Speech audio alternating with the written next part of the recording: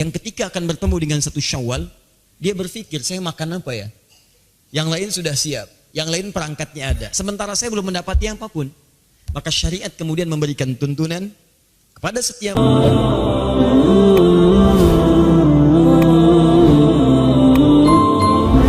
Idul Fitri. Kita bahas dulu maknanya, apa itu Idul Fitri. Setelah itu kita masuk ke persiapannya. Id itu artinya kembali, pulang, kembali ke asal. Ya, saya ulang, kembali ke asal mula. Karena itu saat kita kembali kepada Allah Subhanahu wa taala, asal pulangnya, asal tempatnya disebut dengan ma'ad. Waktunya disebut dengan mi'ad. Karena itu ada ayat dalam Al-Quran, misal surah ketiga Ali Imran, ayat yang ke-9. Innallaha la yukhliful mi'ad. Sungguh Allah tidak akan pernah mengingkari janjinya. Di antara janjinya adalah mengembalikan setiap manusia kepada Allah Subhanahu wa taala sesuai dengan waktunya. Di banyak janji-janji Allah kepada hamba-Nya, di antara janjinya pasti semua hamba Allah akan kembali kepada Allah Subhanahu wa taala. Tempat kembalinya disebut dengan ma'ad namanya. Ma'ad. Ya, Imam Ibn Al-Qayyim Al-Jauziyah punya kitab namanya Zadul Ma'ad, bekal untuk kembali. Kalau bahasa kerennya sekarang, bekal untuk mudik. Kalau antum sekarang sedang persiapan mudik, ingat, mudik dalam pengertian kita nanti akan terbagi pada 2 bagian. Mudik pada kampung halaman di dunia, mudik pada kampung halaman di akhirat kelak. Hati-hati, kalau mudik dalam urusan dunia saja, Anda begitu persiapkan luar biasa. Bahkan kami pernah mengecek tiket kereta api saja, itu sebelum Ramadan, sebulan sebelum Ramadan, sudah habis, sudah bayangkan. Sebulan sebelum Ramadan. Dan luar biasanya, bulan Ramadan itu disiapkan mencari bekal untuk mudik dengan persiapan tiket yang sudah ada. Di Ramadannya mencari bekal untuk mudik, dan ditata tuh 10 hari pertama sekian, 20 hari pertama sekian, tanggal pulangnya udah ditentukan. Ya, seminggu sebelum Ramadan, sebelum Lebaran pulang. Sepekan tuh udah disiapkan. Bahkan motornya udah ditata gitu kan. Baik, sebagian mulai diperluas lagi. Ada yang ditambah pelepah pisang ujungnya gitu kan. Ada yang ditulisin, ada yang macam-macam, diboncengin, segala rupa dimasukin. Saya sering katakan, motornya kadang-kadang bebek tapi bekalnya singa gitu kan. Wah, naik 1, 2, 3 dan seterusnya.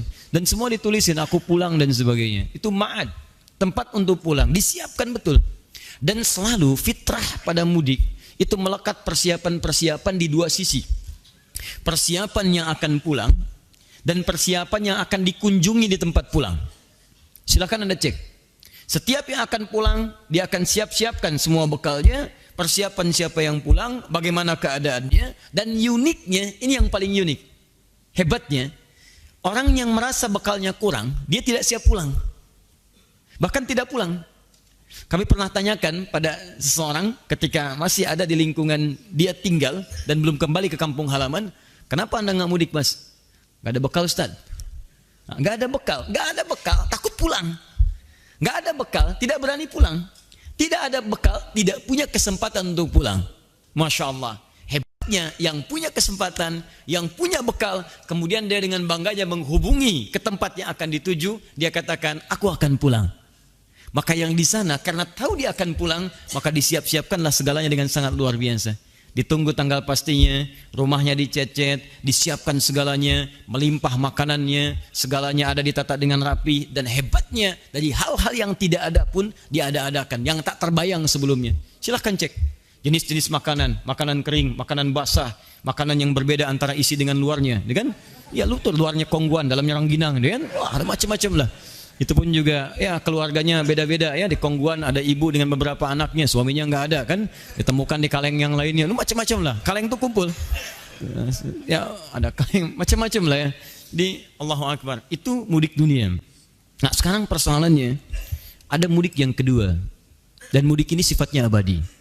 Mudik ini sifatnya abadi, dan tidak sedikit orang yang berharap mudik sampai ke tempat dunia, ternyata dia lebih pulang duluan ke tempat akhiratnya.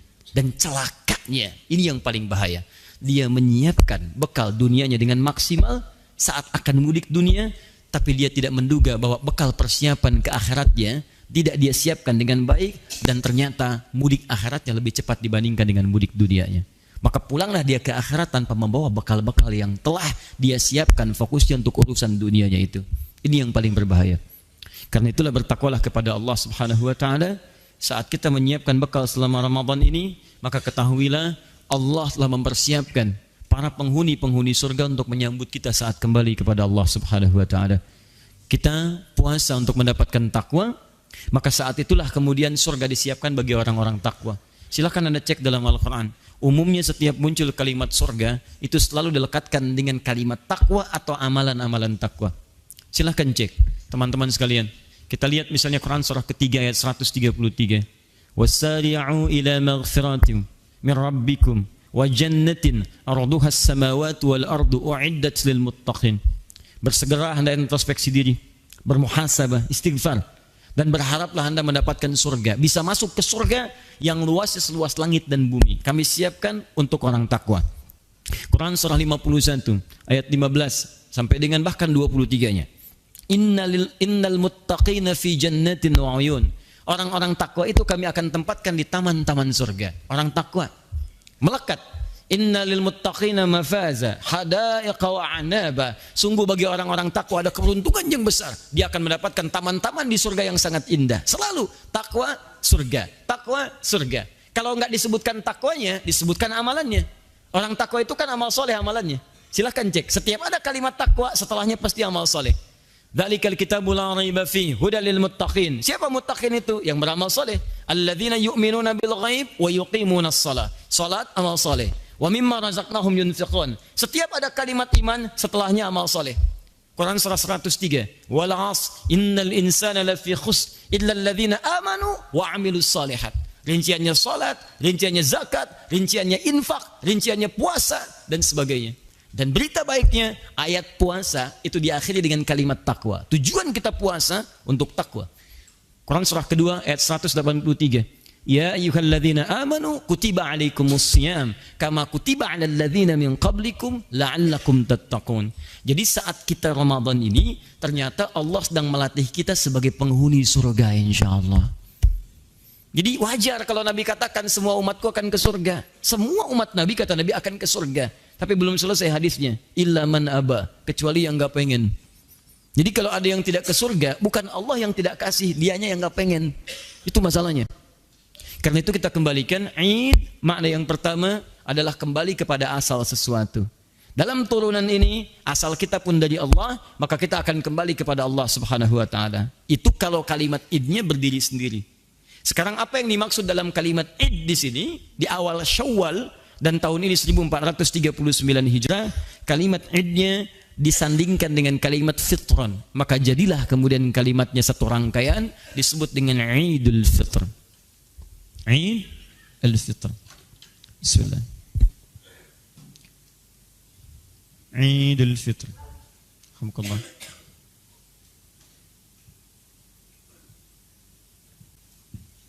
Eid ini asal mula atau asal kebiasaan. Asal mula atau asal kebiasaan. Tahan. Al-Fitrah. Ini yang harus Anda hati-hati. Al-Fitr itu punya dua makna utama. Punya dua cabang makna utama. Satu, mohon izin saya agak lambatkan sedikit bahasannya. Fitrun yang pertama itu bisa seakar dengan kata futur. Dari fatara yafturu atau aftara yuftiru. Seakar dengan kata futur. Awas, ini sangat penting sekali. Yang berarti makan. Atau menu pertama yang dikonsumsi. Jadi awal makanan kita yang pertama kali dimakan itu dalam bahasa Arab disebut dengan futur. Baik, hal aftartum, sudah sarapan belum? Jadi kalau sudah ada futur, fatara itu artinya awal makanan yang dikonsumsi. Ya, makanya ada istilah iftar kan? Iftar, apa artinya iftar? Bukan buka. Iftar itu asal katanya bukan buka, awal makanan yang dikonsumsi. Di orang puasa tentunya puasa pertama kali makan itu yang dia makan, makanya disebut iftar. Makanan pertama yang dia konsumsi disebut dengan iftar. Seterusnya wajbah, asya dan sebagainya. Ya, makanan pokoknya dan seterusnya. Di pertama kali yang dimakan itu iftar namanya, futur. Sama dengan antum, kalau di luar puasa kan pertama kali sarapan. Ya, makan A, makan B dan sebagainya. Cuman kemudian awal makan itu dipindahkan, setelah ditahan-tahan, maghrib makan. Disebutlah dengan kalimat iftar. Seakar dengan ini. Fitr dari kata futur. Disebut Idul Fitri dari kata futur, asal yang pertama, seakan memberikan makna kepada kita, saat masuk pada momentum ini, di 1 Syawal, maka kita akan kembali lagi ke kebiasaan awal mula kita, yaitu boleh makan lagi. Jelas ya? Jadi yang tadinya dalam Ramadan gak boleh makan, sama seperti sekarang nih. Gak bisa, angkat tangan, wah keluar aja, tiba-tiba ngemil, tek di belakang gitu kan. Nah itu gak bisa, tahan sebentar ya, tahan. Jadi gak bisa seseorang saat Ramadan kemudian setelah fajar muncul, adzan dikumandangkan, dia makan, tahan sampai dengan maghrib. Tapi begitu selesai maghrib, Allahu Akbar, Allahu Akbar, Allahu Akbar, Allahu Akbar, Allahu Akbar, takbir sepenuhnya, malamnya makan, minum, nyaman, dan seterusnya, masuklah 1 Syawal. Begitu adzan subuh berkumandang, Allahu Akbar, Allahu Akbar, maka dibedakanlah awal Syawal itu dengan Ramadan, dengan kebolehan kita untuk makan lagi, minum lagi. Maka disebutlah kemudian dengan kalimat Idul Fitri. Kembali ke asal mula, dibolehkan kita makan setelah sebelumnya saat Ramadan, ditahan makanan itu sampai dengan ke maghrib. Jelas sampai sini? Maaf, apakah setiap orang yang masuk kepada 1 Syawal sudah punya makanan untuk dimakan? Anda jangan mengukur dengan keadaan Anda yang sudah disiapkan. Barangkali dari sekarang Anda sudah kesiapan, bukan cuma ketupatnya, daunnya udah Anda cari, gitu kan? Bahannya udah Anda siapkan, ayamnya udah disiap-siapin, dikasih tahu lagi, siap-siap ya. Oh, kamu kandidat tahun ini, kandidat luar biasa. Semuanya ada. Tapi ada segolongan orang yang ketika akan bertemu dengan 1 Syawal, dia berpikir, saya makan apa ya? Yang lain sudah siap, yang lain perangkatnya ada. Sementara saya belum mendapati apapun. Maka syariat kemudian memberikan tuntunan kepada setiap orang, dalam setiap persiapan kepada 1 Syawalnya, disiapkanlah kemudian dorongan-dorongan untuk berbagi, yang dengan berbagi itu memberi kesempatan pada sebagian kawan-kawan kita yang belum tentu mendapati makanan di awal Syawalnya, untuk disiapkan sehingga mereka bisa merasakan makanan yang sama dengan kita. Jangan sampai begini, kitanya makan, dia puasa. Makanya Allah mengharamkan lewat Rasulnya, haram puasa di hari ini, kamu makan. Dan Anda harus hapuskan sebagian orang yang mengharamkan dirinya. Maksudnya mewajibkan dirinya untuk puasa, gak boleh. Maka keluarkan, bantu dia, keluarkan dengan tulus. Sesuatu yang dikeluarkan dengan tulus, diberikan sampai pada orangnya, disebut dengan zakat dalam istilah agama kita. Ati, keluarkan dengan tulus. Zakat, sesuatu yang bertambah nilainya. Ya, az-zakat fil lugha, zakat dalam pengertian bahasa itu bisa berarti sesuatu yang bertambah, sesuatu yang berkah, sesuatu yang berkembang. Seakan Allah ingin katakan, hei, ayo tambah lagi manfaatnya. Berikan berkah pada hartamu. Bagi orang yang belum bisa mendapatkan makanan pada awal Syawal. Maka kita keluarkanlah saat akhir-akhir Ramadan apa yang disebut dengan zakatul fitri namanya. Nih, zakat fitri dari kata futur. Maka bentuk yang diberikan dari zakat fitri itu sifatnya makanan. Ini poinnya. Dan Anda boleh titipkan pada penyalur zakat, titipan Anda, misal saya nggak bisa nih kalau langsung beli beras dan seterusnya, maka Anda titipkan dalam bentuk uang misalnya. Maka pengelola kemudian mengalihkan uang itu dalam bentuk makanan yang siap untuk diteruskan kepada orang-orang yang berhak untuk menerimanya. Baik Ustaz, boleh nggak kasih beras? Boleh, tapi Anda mesti pikirkan bagaimana dia masak beras itu. Gak mungkin sebelum berangkat sholat dia ngunyah beras, tok batal gitu kan? Gak bisa. Zaman Nabi itu wajar ngasih kurma, kurmanya dimakan, gak dimasak lagi. Gak ada orang Arab nerima kurma misalnya, wah direbus dulu nih, kurma rebus, gak ada. Ya, gak ada orang makan kurma itu langsung jadi. Makanya dalam konteks ini bisa Anda berikan tidak hanya berasnya, Anda satukan dalam bentuk sembako misalnya. Masya Allah, di dalamnya ada berasnya, dalamnya ada sardennya, dalamnya ada sebagian makanan tertentunya. Jadi begitu dia masuk kepada momentum dekat ke Idul Fitrinya, setelah menunaikan salat subuhnya, ada sunnah yang akan kita bahas nanti, makan. Masya Allah, sebelum berangkat sunnah makan. Dan makannya berpahala lagi. Masya Allah, berpahala, makan setahun sekali Pak. Setahun sekali makannya langsung ada pahalanya. Itu Idul Fitri itu. Jadi sebelum berangkat makan dulu, berpahala. Anda nggak makan, nggak dapat pahala Anda. Makan, nanti kita akan lihat sunnahnya. Ya, itu yang saya katakan, sudah enak dapat pahala lagi. Ini satu ya. Tahan. Saya agak pelan-pelan. Jadi kalau saya lebih mengarahkan zakat fitri itu kalimatnya menggunakan fitri diarahkan kepada bentuk makanan. Walaupun dititipkan dalam bentuk uang, tetap kemudian dialih fungsikan kepada makanan. Karena pokok esensi dari zakat fitri itu memberikan makan. Ingat, bukan bekal yang lain. Kalau yang lain silakan titipkan lewat infak, zakat mal. Boleh.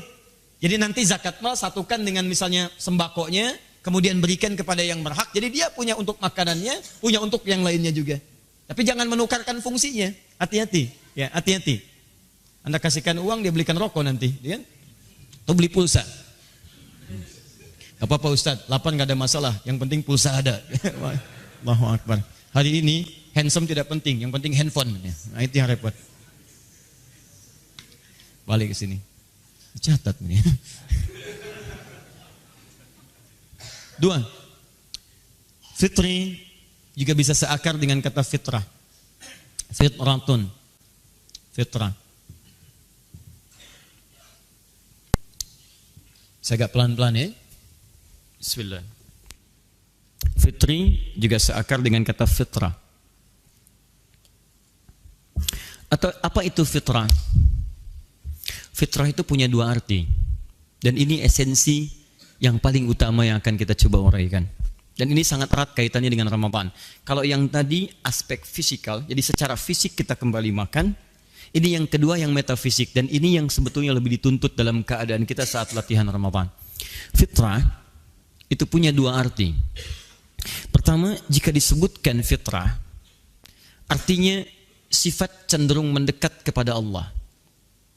Sifat cenderung mendekat kepada Allah.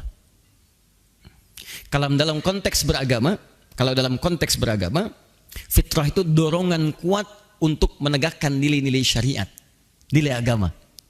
Karena cara kita untuk mendekat kepada Allah yaitu dengan bersyariat. Salat itu syariat. Baca Quran itu syariat. Infak itu syariat. Jadi kalau orang ingin dekat dengan Allah, kerjakan nilai-nilai syariat. Rajin salat, rajin infak, rajin baca Al-Quran. Maka muncullah kemudian keterangan di Quran surah ke-30 Ar-Rum ayat yang ke-30. Perhatikan ayatnya. Fa'aqim wajhaka lid-dini hanifa. Fa'aqim wajhaka lid-dini hanifa. Perhatikan baik-baik. Kalimat awal ayat ini dibuka dengan huruf fa. Sesuatu yang menunjuk dengan cepat. Makna cepat. Harfu atfid rabitin baina syai'aini bila hudud. Huruf yang merangkai dari dua peristiwa yang dikerjakan dengan cepat tanpa jeda. Fa'aqim wajhaka. Hei orang-orang yang sudah terlibat dalam kehidupan dunia. Aqim wajhaka lid-dini hanifa. Hadapkan sepenuhnya dirimu pada ketentuan agamamu dengan cara yang benar. Din. Awas tahan. Fitratallahi allati fataran nasa 'alaiha. Teruskan ayatnya. Fitratallahi allati fataran nasa 'alaiha. Itulah fitrah yang telah Allah tetapkan bagi setiap manusia, bagi semua manusia. Itulah fitrah yang telah Allah tetapkan bagi seluruh manusia.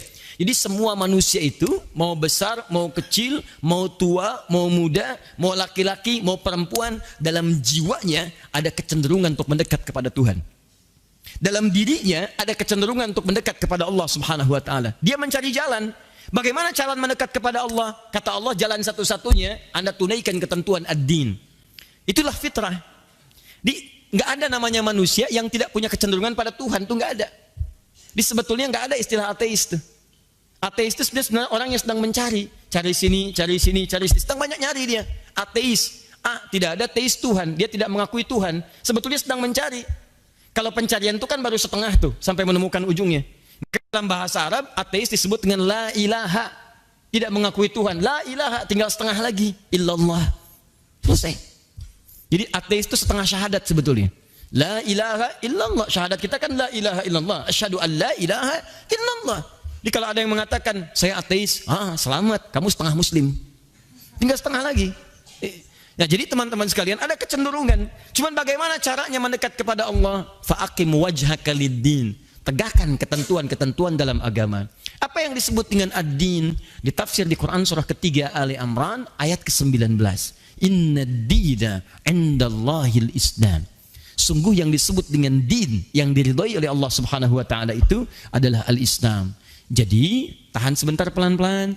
Kalau ada orang yang ingin mengembalikan dirinya kepada fitrahnya, ingin merasa dekat dengan Allah Subhanahu wa taala, maka dia harus mau memenuhi ketentuan-ketentuan dalam Islam. Saya buat bagannya ya, supaya lebih terpahami dengan baik. Fitrah, kecenderungan dekat dengan Allah. Cara untuk mendekat kepada Allah, tegakkan ketentuan ad-din dalam agama kita. Untuk memenuhi ad-din ini, apa yang disebut dengan ad-din? Namanya al-Islam. Ini poinnya. Yang ini dalilnya di Quran, surah ke-30 ayat 30, ditafsirkan di Quran, surah ketiga ayat 19. Jadi kalau seseorang ingin dekat dengan Allah, dia mesti memenuhi ketentuan dalam Islam. Apa itu ketentuan dalam Islam? Tafsirkan di hadis Muslim, nomor hadis yang ke-8. Imam An-Nawawi menyebutkan dalam Al-Arba'in, nomor hadis yang kedua. Ini riwayat Umar bin Khattab radhiyallahu taala anhu. Ditanyalah kemudian Nabi sallallahu alaihi wasallam oleh malaikat, "Mal Islam?" Di hadis itu. Apa pokok-pokok keislaman? 1, anta syahada anna ilaha illallah wa anna Muhammadar Rasulullah. Syarat pertama engkau syahadat dulu. Akui tidak ada Tuhan selain Allah dan Nabi Muhammad utusan Allah. Komitmen untuk menyembah Allah. Bagaimana caranya? Hati-hati. Gimana caranya? 2, wa tuqimas salat. Wa tu'tiyaz zakat. Wa tasuma Ramadan, puasa Ramadan. Masya Allah. Kemudian yang terakhir, wa tahujjal baita in istata'ta ilaihi sabila. Kamu tunaikan haji plus umrahnya dan siapkan diri untuk mampu menunaikan itu. Berdoa kepada Allah Subhanahu wa taala. Baik dalam keadaan lampu nyala, lampu gelap, gitu kan? Mohon kepada Allah Subhanahu wa taala. Minimal nyala dia, kan? Naik sini. Fokus. Jadi kalau Anda ingin dekat dengan Allah Subhanahu wa taala, Anda tunaikan ketentuan-ketentuan dalam Islam. Apa di antaranya? Ini yang pokok. Ada salat, ada zakat, ada puasa, ada kemudian haji, umrah dan turunan-turunan lainnya. Jadi ketika Anda diperintahkan untuk mengerjakan ibadah-ibadah ini teman-teman sekalian, maka sesungguhnya ibadah ini mampu mengantarkan kita dekat dengan Allah Subhanahu wa taala. Kedekatan kita dengan Allah itulah yang disebut dengan fitrah. Nah, apa kaitan dengan Ramadan? Ternyata Masya Allah, ketika diperintahkan puasa Ramadan ini, puasa Ramadan adalah di antara amalan yang menghimpun berbagai jenis ibadah dalam Islam yang membuat kita lebih dekat dengan Allah Subhanahu wa taala. Silakan Anda cek. Bukankah dalam Ramadan menghimpun banyak sholat? Anda di luar Ramadan belum tentu mengerjakan sholat sunnah. Tapi saat Ramadan, hampir semua jenis sholat sunnah kita bisa tunaikan. Silakan evaluasi dari hari pertama sampai hari 29. Demi Allah saya katakan, Anda pasti akan mengalami peningkatan dalam perihal sholat yang dikerjakan. Rawatib minimal akan dikerjakan. Malamnya mengerjakan tarawih. Kalau di luar Ramadan kan itu sama dengan qiyamul lail, sama dengan tahajud.